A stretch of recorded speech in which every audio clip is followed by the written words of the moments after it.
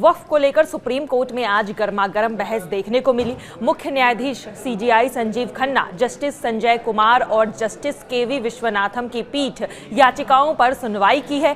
ये बहस कल भी जारी रहेगी। हम आपको बता दें कि कैसे कोर्ट में वक्फ कानून के खिलाफ केस लड़ रहे कपिल सिब्बल ने कानून के खिलाफ जोरदार तर्क दिया है। आपको बता दें कि सुनवाई की शुरुआत में कपिल सिब्बल ने अनुच्छेद 26 का हवाला देते हुए कहा है कि वक्फ कानून मुस्लिम उत्तराधिकारियों का उल्लंघन कर रही है और धार्मिक मामलों में ये दखल दे रही है। सिब्बल ने आगे कहा है कि संसदीय कानून के जरिए ये जो कुछ भी हो रहा है, जो कुछ भी करने की कोशिश की जा रही है, वह एक धर्म के आवश्यक और अभिन्न अंग में हस्तक्षेप करना है। आपको बता दें कि अधिनियम में कई प्रावधान अनुच्छेद 26 का उल्लंघन करते हैं। इस्लाम में उत्तराधिकारी मृत्यु के बाद मिलता है और वो इससे पहले ही हस्तक्षेप कर रहे हैं। कानून लागू होने के बाद जिन संपत्तियों की वक्फ के तौर पर पहचान हुई है, उन्हें वक्फ नहीं माना जाएगा। सिब्बल की दलीलों पर जज ने कहा है कि सरकार ने हिंदुओं के मामले में भी कानून बनाए हैं,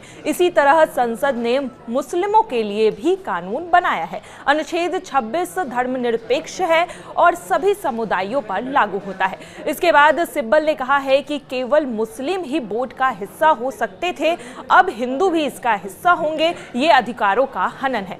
कानून लागू होने के बाद बिना वक्फ डीड के कोई वक्फ नहीं बनाया जा सकता है। कपिल सिब्बल ने सवाल उठाया कि राज्य सरकार में कोई ये बताने वाला कौन होता है कि इस्लाम धर्म में विरासत किसके पास जाएगी। सरकार संपत्ति की पहचान करके घोषित करेगी और ये वक्फ है या नहीं, ऐसा कैसे हो सकता है।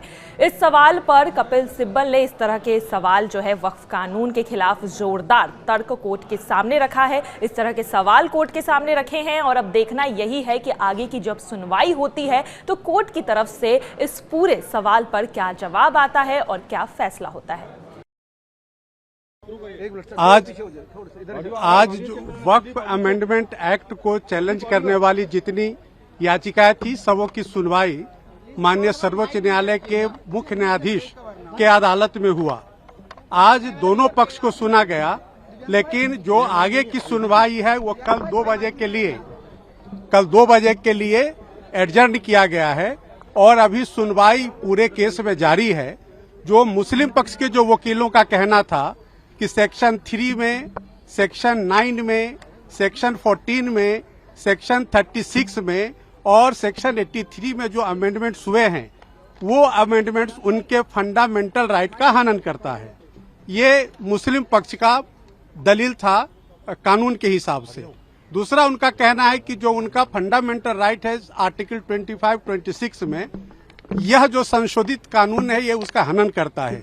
लेकिन भारत सरकार के तरफ से सॉलिसिटर जनरल और हम लोग जो समर्थक इस संशोधन के हैं, हम लोग के तरफ से जो सीनियर एडवोकेट्स और हम लोगों ने भी अपनी बात रखी कि जो अमेंडमेंट है वो बिल्कुल संविधान सम्मत है और उसमें के अमेंडमेंट को जब आप देखेंगे, चाहे वो सेक्शन 3 का अमेंडमेंट हो, सेक्शन 9 का अमेंडमेंट हो, सेक्शन 14 का अमेंडमेंट हो, सेक्शन 36 का अमेंडमेंट हो, 83 में, तो कोई भी फंडामेंटल राइट का हनन नहीं हो रहा है। माननीय बेंच भी अपने ऑब्जर्वेशन में कहा कि हाँ, जो बहुत सारे अमेंडमेंट्स हैं वह ऐसा प्रतीत होता है कि संविधान के अनुसार है, लेकिन उनका जो यूजर का जो डेफिनेशन है उस पर कोर्ट कुछ क्लैरिफिकेशन चाह रही थी। साथ ही साथ कोर्ट का कहना था कि जो काउंसिल के कॉन्स्टिट्यूशन में जो मेंबर्स हैं उसमें हिंदू मेंबर्स को लेकर के कोर्ट क्लैरिफिकेशन चाह रही है। इन 2 मुद्दों पर कल सॉलिसिटर जनरल साहब से और जो हिंदू पक्ष के जो तमाम हम वकील हैं, हम लोगों से उस पर असिस्टेंस मांगा है, क्लैरिफिकेशन मांगा है। अब कल जो है सारे मुद्दे की सुनवाई 2 बजे होगी। देखिए, बिल्कुल कोर्ट कन्विंस हुआ और कोर्ट पहले से भी जानता था, ये बेंच पूरा समझती थी कि ये मामला क्या है।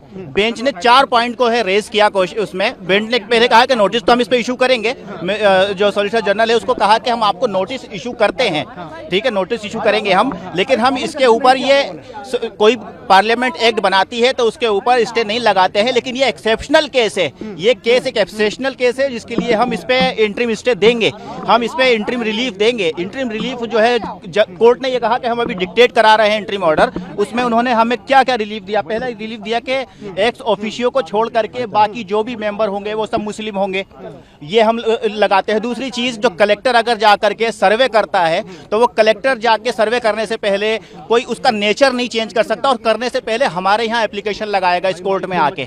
तीसरा, ये उस कोर्ट ने कहा कि जो भी प्रॉपर्टी है, चाहे वो वक्फ बाय यूजर है या चाहे वो रजिस्टर्ड है, उसका डी नोटिफाई नहीं करेगी सरकार जब तक हम ये मामला नहीं सुन रहे हैं। तो ये चारों ही चीजें हमें चाहिए थी और यही चीजें कोर्ट समझ चुका, और इसी चीज के ऊपर कोर्ट हमें जो है वो इंटरिम ऑर्डर दे रहा है। तो तुषार मेहता लिटरली गिड़गाने लगे कोर्ट के सामने कि हमें और सुन लिया जाए, हमें और टाइम दे दिया जाए, हमें कल के लिए रख दिया जाए। तो जज ने काफी रेजिस्ट होकर के फिर हमने भी कहा कि ठीक है, आप इनको अपॉर्चुनिटी दीजिए, मिस्टर मेहता को आप सुनिए, और फिर हम भी कल और कुछ सुनाएंगे कोर्ट को। और कल 2 बजे के लिए ये रखा गया है। अल्टीमेटली ऑर्डर पास नहीं हुआ है, जो ऑर्डर पास नहीं हुआ, लेकिन जजेस क्या चाहते हैं, कोर्ट कैसा सोच रहा है वो हमें पता चल गया, और कोर्ट किस तरीके से फैसला, कोर्ट पूरा मैटर समझ चुका है, सेंसिटिविटी समझ चुका है, और कॉन्स्टिट्यूशन कैसे जो है वो वायलेट हो रहा है वो कोर्ट समझ चुका है।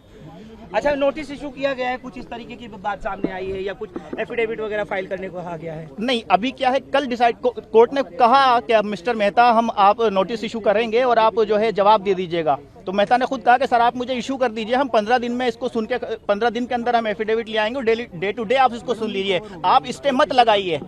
जज ने कहा कि नहीं, स्टे लगाना जरूरी है, इंटरिम रिलीफ देना जरूरी है, because it's an exceptional case. जी, तो कल हो जाएगा इंशाल्लाह।